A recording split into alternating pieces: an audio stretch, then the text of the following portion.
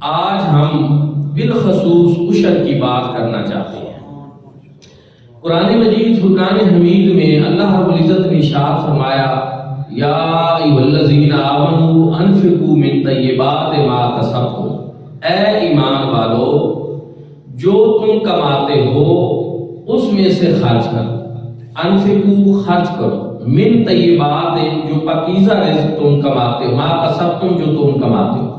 دوسری چیز وَأَخْرَجْنَا لَكُم مِّنَ الْأَرْضِ، فرمایا جو کوئی تم زمین سے نکالتے ہو، جو زمین سے مِمَّا أَخْرَجْنَا لَكُم مِّنَ الْأَرْضِ جو ہے زمین سے جو پیداوار تم نکالتے ہو۔ یہاں پر میں یہ بھی بتانا چاہتا ہوں کہ ہمارے امام اعظم ابو حنیفہ کا مفتہ بھی قول یہ ہے، یعنی اقوال تو کئی ہوتے ہیں، صاحبین کا بھی ہے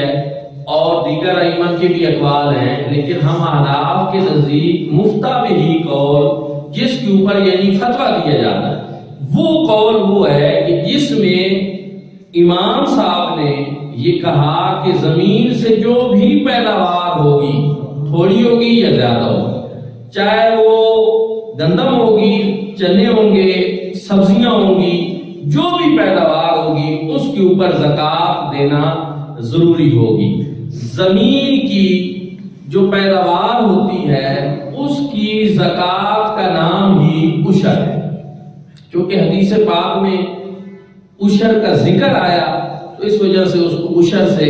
موسوم کر دیا گیا، زمینی پیداوار کا نام ہی عشر ہے۔ اچھا، دوسری چیز یہ کہ یہ عشر کی فرضیت جو ہے، عشر کا فرض ہونا یہ قرآن سے ہے، یہ سنت رسول صلی اللہ علیہ وسلم سے ہے، یہ اجماع امت سے ہے، یہ اس طرح جو ہے فرض ہے کہ ایک قرآن سے بھی ثابت ہے، سنت رسول صلی اللہ علیہ وسلم سے بھی ثابت ہے اور اجماع امت سے بھی ثابت ہے